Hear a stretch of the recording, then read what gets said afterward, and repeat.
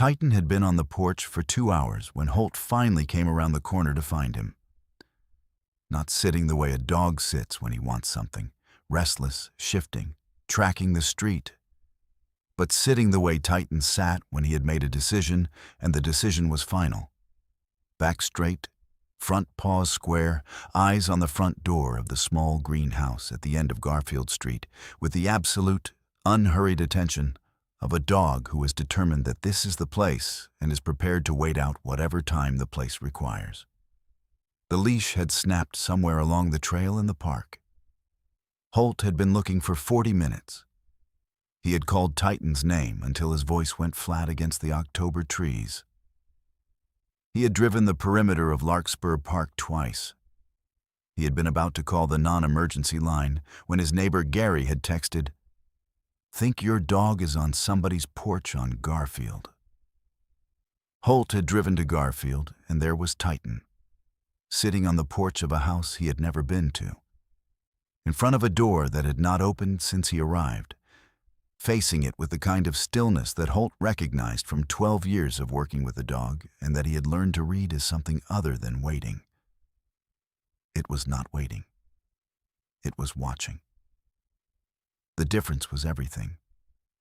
The door had a nameplate, Kegel. The porch had a rocking chair with a folded blanket in it and a coffee mug on the railing that had been there long enough for the October damp to work into it. Titan looked at Holt once. He turned back to the door. He had not come here by accident, and he was not going to leave by request. And Holt understood this before he understood anything else. He walked up the porch steps. He knocked. Before we continue, drop a comment and tell us where you're watching from today. If this story stays with you, please subscribe and follow it all the way to the end. What was behind that door, and what Titan had understood before anyone asked the question, is the kind of story that changes how you walk past the quiet houses on your own street. Cole Holt was 42 years old and had the specific quality of a man who has spent a long time in the company of an animal who does not lie, which is to say, he had become, gradually and without noticing, a more honest reader of situations than most people allow themselves to be.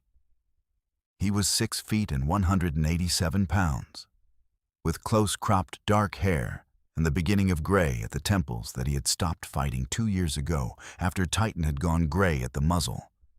And he had decided that if the dog wasn't embarrassed about it, neither would he be. His face had been shaped by the outdoors and by the particular concentration that comes from a life of attending to things, not arranged, not performed, just present. The face of a man for whom paying attention had been professional requirement long enough to become personal habit. His eyes were a clear, direct hazel that people described, when pressed, as the color of early autumn light on dry grass. Warm but not soft, honest but not harsh. The eyes of a man who has long since stopped editing what they communicate. His nose had been broken once, in Kandahar in 2015, and had healed slightly off-center in a way that made his face look like it had been through something true, which was accurate.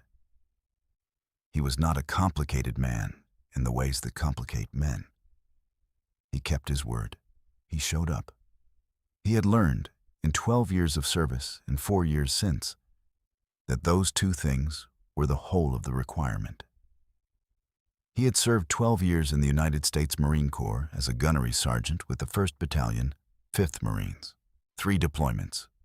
Fallujah in 2008, Helmand Province in 2011, and Kandahar Province in 2014 and 2015, the last of which had ended when a blast injury to his left leg had put him on a medevac to Bagram and ultimately to a surgical team at Bethesda that had done excellent work and had told him he would walk correctly within 18 months and had been right, though the left knee still had weather opinions.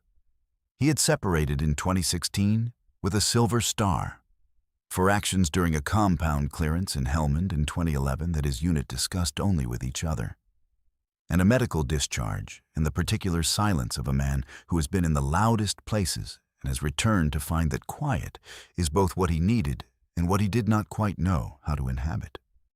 He had been living in Larkspur, Colorado, for 3 years, doing structural inspection work for the county, running the park trails in the morning with Titan, keeping mostly to himself in the way that was not unfriendliness, but the careful management of a man who had a lot of himself to maintain and knew his limits. He had Titan. That was the center.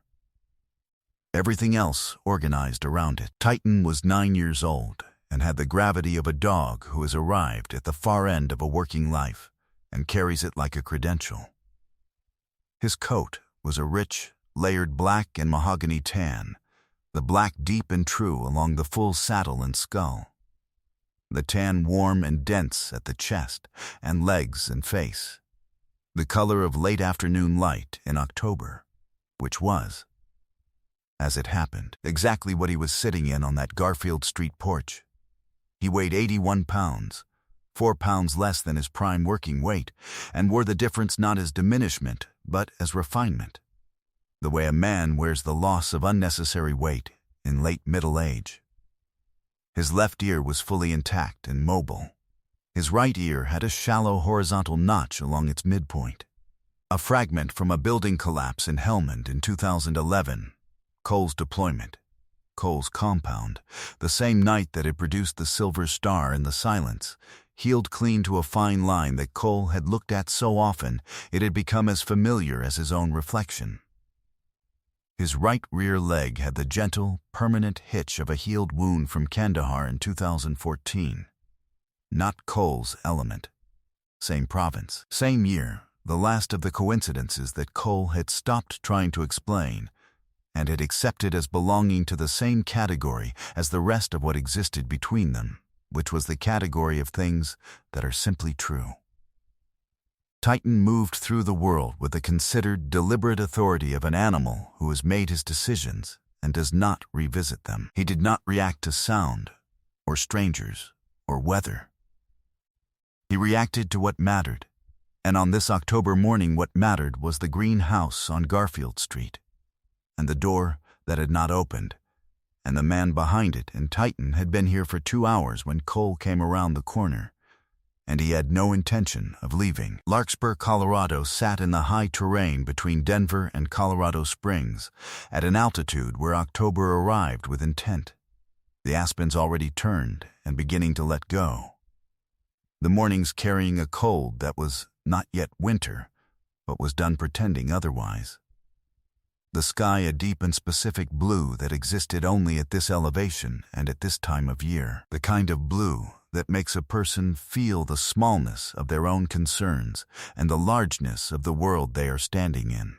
Garfield Street was a residential block of modest houses set back from the road, under mature elms that had gone yellow and were starting to release leaves in the light wind, and the street had the quality of a Tuesday morning in a small town where everyone who is going somewhere has already gone.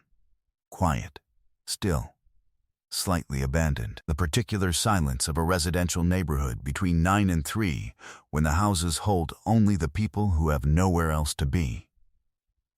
The greenhouse at the end had a front garden that had been tended carefully for decades and was beginning, this autumn, to show the first signs of untended places. A bed, unmulched, a border uncleared, the specific small neglect of a garden whose keeper has lost a step. Cole knocked twice. A long silence. Then a sound from inside, slow, deliberate.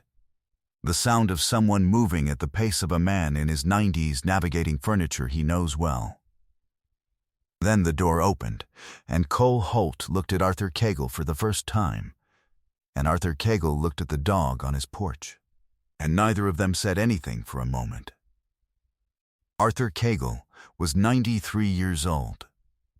He was tall, had been very tall, was still tall in the specific way of very old men who have not lost their height so much as their fullness, the frame still present, the covering of it sparse. He wore a cardigan and dark slacks and leather slippers, and had shaved that morning with the care of a man who considers it a continuing obligation, and his white hair was combed precisely. And he held the door frame with one hand not because he needed it, but because answering the door had become, at 93, a thing you did with a hand on something solid. His eyes were very dark, nearly black, and they were clear in the way of eyes that have seen a great deal and are not done seeing, and they moved from Cole to Titan and back to Cole with the deliberate, unhurried assessment of a man who has been reading situations for 93 years and is still quite good at it. He looked at the dog on his porch for a long moment. He said, "How long has he been here?" "About 2 hours," Cole said. "His leash broke in the park. I'm sorry for the trouble." Arthur Cagle looked at Titan for another moment. He said, "He hasn't been any trouble." He said it with a quality in his voice that was not complaint and was not quite its opposite. The particular tone of a man who has been waiting for something without knowing he was waiting for it and has just recognized its arrival. He stepped back from the door. He said, "Come in then." His name was Arthur James Cagle. He had served in the United States Marine Corps as a corporal with the 7th Marines, 1st Marine Division. Korea, 1950 and 1951. The Chosin Reservoir. He had been 19 years old at the Chosin, which meant he had been 19 years old when the temperature dropped to -35 and the Chinese army came through in human waves, and the 1st Marine Division had fought a 2-week running battle through ice and mountains to the sea that military historians still called one of the most remarkable sustained fighting withdrawals in the history of American arms. He had come home from Korea in 1951 with a Purple Heart, a Bronze Star with a Combat V, and a cold that, he told Cole, sitting in his living room with Titan at his feet and the October light coming through the south window, he had never quite gotten rid of. He said this with the particular wry economy of a man who has made peace with the large things by finding the small things funny, and Cole Holt, who had spent 12 years in the company of men who used the same defense, recognized it immediately and felt, in the recognition, the specific pull that a man feels when he encounters someone who has been through something real and has come out the other side, carrying it with grace. Arthur's wife of 67 years, Edna, had died in January. Their son lived in Phoenix. Their daughter lived in Portland. Both had been here in January and had been here in the spring and had called consistently and had. In the way of adult children who have their own lives and their own distances and are doing their best, gradually called a little less consistently, and then a little less than that, and Arthur had not said anything about it, because he understood the arithmetic of adult children, and because he was 93 years old and had survived the Chosin Reservoir, and had buried his wife, and had kept himself fed and shaved and upright, and had no intention of being anyone's project. But the garden had gone untended, and the coffee mug had been on the porch railing since the morning 3 days ago, when he had gone out to see the frost on the lawn, and had not gone back out since. And the rocking chair had sat empty for 10 months.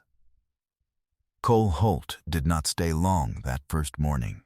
He stayed long enough to have coffee at the kitchen table and hear about Edna and about the Chosin and about the 67 years between them, which was most of a lifetime told in the spare, selective way of a man who knows what deserves to be said and what can be carried quietly. He stayed long enough to notice the photograph on the wall above the hallway bookshelf, a young Marine in dress uniform, 1951, with the posture of a man who has just come back from somewhere and is still carrying the cold of it in his eyes.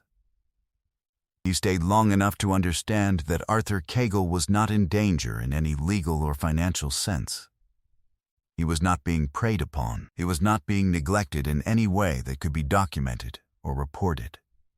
He was simply, and this was the thing that Cole would carry out of that house and back to his truck and home with him, and that would not leave him for a very long time.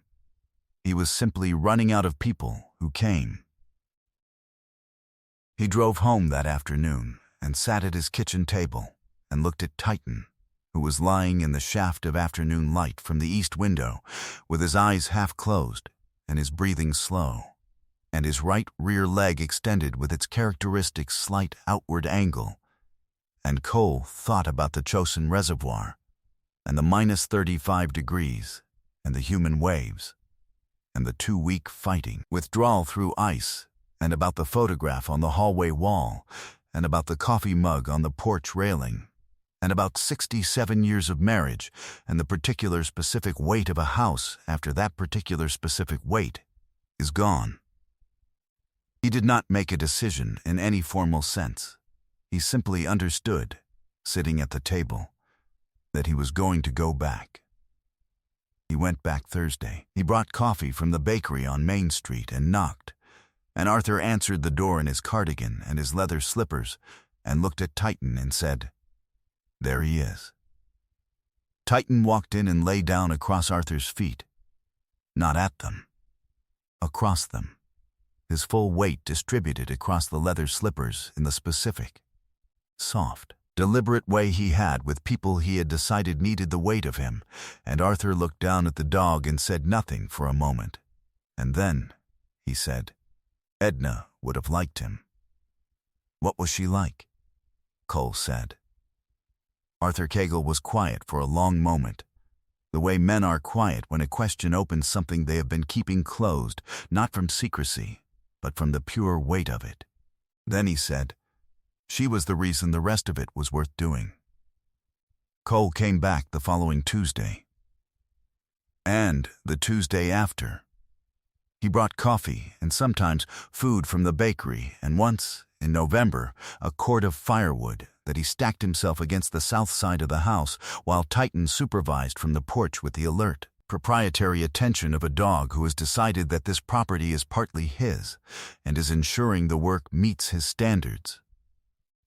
Arthur stood in the doorway and watched, and did not offer to help, and did not pretend the help was unnecessary, which was the correct response, and which told Cole something important about the quality of the man. He called Arthur's son in Phoenix in late November, not to report a problem, because there was no problem in any formal sense, but because he was a man who believed that the people who should know things should know them.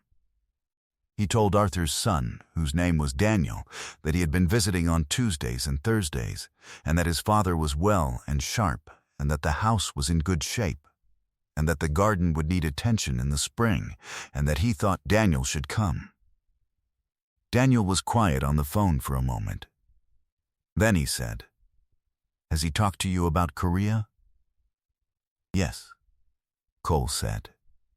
"He never talked to us about Korea," Daniel said. Cole thought about this after he hung up. He thought about the things men carry in silence, and the specific conditions under which they release them. Not therapy, not family dinners, not the deliberate effort of talking, but the company of someone who has been somewhere similar and does not need the thing explained, just witnessed. Arthur Cagle had looked at Titan on that porch and had let them in, and Cole thought he understood why, and the understanding was not a small thing. Daniel Cagle flew to Larkspur in December and stayed a week. He called Cole the day before he left and said his father had shown him the bronze star, which he had not known existed, and the Purple Heart, and the photograph on the hallway wall, and had talked about the Chosin for 2 hours in a way he had never talked about anything from that period of his life, and that Daniel had sat and listened and had not said much because there was nothing to say that would have been adequate, and that he was grateful. He did not say grateful to whom. He did not need to specify. Arthur Cagle's daughter flew in for Christmas, her first Christmas in Larkspur since Edna had died, and the house on Garfield Street had people in it again, and the lights were on in the windows, and the rocking chair on the porch held a person in it for the first time in 10 months. Cole drove past on Christmas Eve on his way to the park trail and saw the light and the shape in the rocking chair, and did not stop, because stopping was not what the moment needed. But he drove more slowly, the way you drive past a thing that has become right again after being wrong for a while. In January, Arthur turned 94.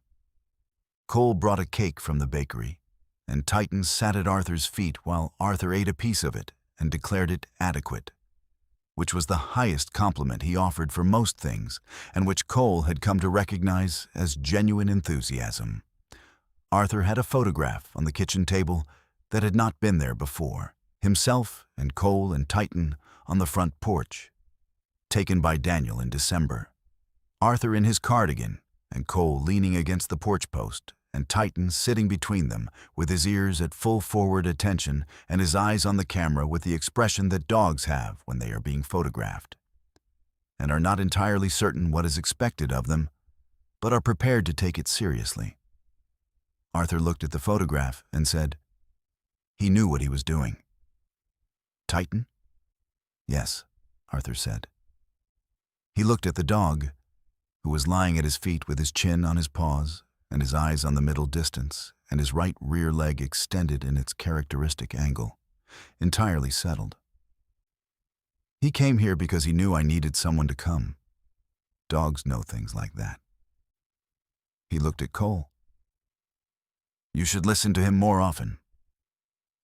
Cole Holt drove home that evening with Titan in the passenger seat and the January dark coming down over the Larkspur foothills and the high-altitude sky clearing overhead toward a cold full of stars.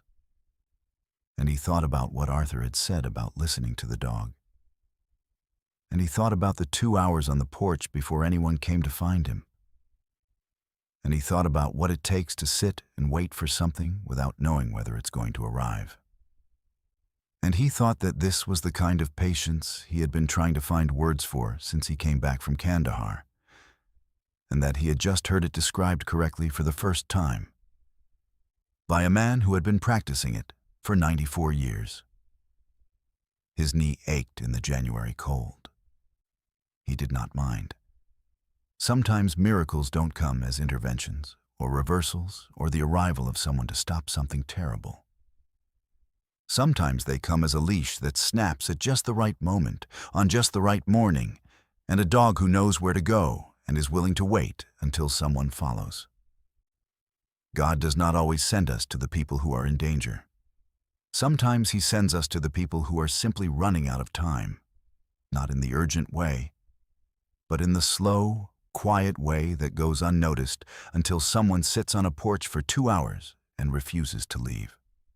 Arthur Cagle survived minus 35 degrees at the Chosin Reservoir. He came home and built a life and a family and buried his wife and kept himself shaved and upright and did not ask for anything. The least the world owed him was someone to come on a Tuesday. The least it owed him was someone who would listen to the dog. We all have an Arthur Cagle within a few blocks of wherever we are sitting right now. The question is whether we are paying enough attention to know which house is his. If Arthur's story touched your heart, share it today with someone who needs to be reminded that the people who never ask for help are sometimes the ones who need it most. Leave a comment and tell us where you're watching from. And if you have an elderly neighbor or veteran living alone, let this be the story that makes you go knock on their door this week. You might be the Tuesday they've been waiting for. If you believe in stories of quiet courage, in dogs who understand what we miss, and in the grace of showing up without being asked, please subscribe so you never miss the next one. May God bless you, protect your family, and give you eyes today for the front porches on your street where the rocking chair has been empty for too long.